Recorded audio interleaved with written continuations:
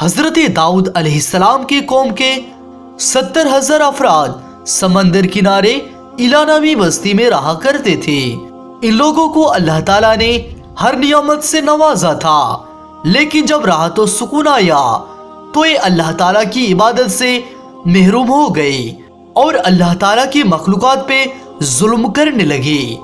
تو یوں اللہ تعالیٰ نے ان لوگوں کو خبردار کیا کہ ہفتے میں ایک دن، ہفتے کا دن شکار نہ کیا کرو۔ اتوار سے لے کر جمعے تک جتنا بھی شکار پکڑنا ہے پکڑ لو، لیکن ایک دن اللہ تعالیٰ کی عبادت اور مخلوقات کے امن کے لیے رکھ دو۔ اور یوں اللہ تعالیٰ نے ان لوگوں کا امتحان لینا شروع کر دیا۔ وہ اتوار سے لے کر جمعے تک سمندر میں مچھلیاں پکڑنے لگتے تو مچھلیاں زیادہ مقدار میں ہاتھ میں نہ آتے، اور ہفتے کے دن سمندر کو دیکھتے تو ان کو بڑی بڑی مچھلی نظر آنے لگی۔ ان لوگوں میں سے ایک شخص کو شیطان نے ورگلایا کہ پریشان کیوں ہوتے ہو، میری ترکیب پر عمل کرو، تم شکار سے کبھی محروم نہیں رہو گے۔ پھر شیطان کے کہنے پر ان لوگوں نے ہفتے کے دن کانٹا لگا کے ڈوری کو سمندر میں ڈال دیتے تاکہ مچھلیاں پھنسے، اور شیطان نے کہا اس مچھلی کو تم اتوار کے دن نکلنا، اور یوں ہفتے کی حرمت بھی باقی رہے گی اور تمہارا شکار بھی ہو جائے گا۔ شیطان کے بتائے ہوئے ترکیب پہ ہفتے کے دن مچھلی پھنسی رہی اور وہ اتوار کے دن نکلتا اور خوشی سے کھاتا۔ جب آس پاس کے لوگوں نے پوچھا تو ان لوگوں کو بھی یہ ترکیب بتانے لگا، اور یوں اس قوم کے کچھ لوگ ہفتے کے دن مچھلی پکڑنے کے لیے جال پھینکتے اور اتوار کے دن نکلتے، اور کچھ لوگوں نے تو سمندر سے نالیاں بنا کر چھوٹے چھوٹے تالاب بنا دیے تاکہ ہفتے کے دن جیسے ہی مچھلیاں یہاں سے گزرے تو ان تالاب میں پھنس جائے، اور ہم لوگ اتوار کو ان مچھلی کو نکالے۔ اس گاؤں کے کچھ اللہ کے خاص بندے بھی موجود تھے جو کہنے لگے، اے لوگو، اللہ تعالیٰ نے ہفتے کے دن شکار کرنے سے منع فرمایا ہے۔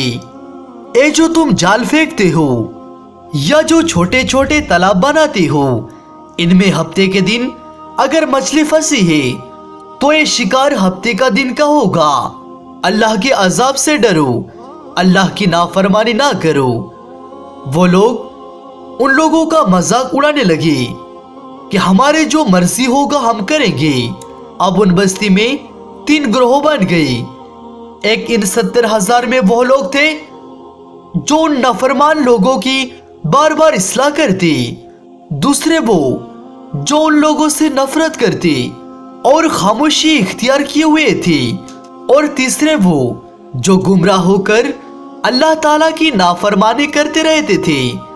تو یوں نیک بندوں نے اس بستی کے بیچوں بیچ سے دیوار کو کھڑا کر دیا اور یہ حکم جاری کیا کہ اللہ کی نافرمانی کرنے والے اس طرف ہو جائے، اور ہم جو اللہ تعالیٰ کی فرما بردار ہیں وہ اس طرف رہیں گے۔ اے صالح لوگ ان لوگوں سے بار بار کہتے رہتے، قوم سمود، قوم لوط کا جو حشر ہوا ہے اس کو یاد کرو، اللہ کی نافرمانی نہ کرو ورنہ تم پر بھی کوئی عذاب آئے گا۔ وہ سارے نافرمان جن کی تعداد تقریباً 12,000 تھی سب ہنستے رہے کہ سب تو کتابی باتیں ہیں، ہم پہ کوئی عذاب نہیں آئے گا۔ پھر جب وہ گروہ 2 حصوں میں تقسیم ہو گیا، ایک وہ جو اللہ تعالیٰ کی فرما بردار دیوار کی اس طرف تھے، اور دوسری وہ جو نافرما بردار بندے جو دیوار کی اس طرف تھے۔ وہ نافرمان پوری رات ہنستے کھیلتے، اور اے اللہ تعالیٰ کا فرما بردار بندے اللہ تعالیٰ سے معافی مانگتے رہے۔ بس جیسے ہی صبح ہوئی، سورج طلوع ہوا، وہ نیک صالح انسان اٹھے۔ انہوں نے کچھ محسوس کیا کہ دیوار کے اس طرف سے کسی انسان کی آواز نہیں آ رہی ہے۔ جیسے ہی دیوار کی اس طرف چڑھ کے دیکھنے لگے کہ سارے کے سارے وہ لوگ بندر کی شکل میں تبدیل ہو چکی تھی۔ اللہ اکبر! وہ بندر کی طرح حرکت کر رہے تھے اور چیخو پکار کر رہے تھے۔ اے فرما بردار بندوں نے ان لوگوں کو دیوار سے دیکھنے لگی اور ان لوگوں کے کپڑوں سے اپنے رشتہ داروں کو پہچاننے لگی اور اللہ تعالیٰ سے معافی طلب کرنے لگی۔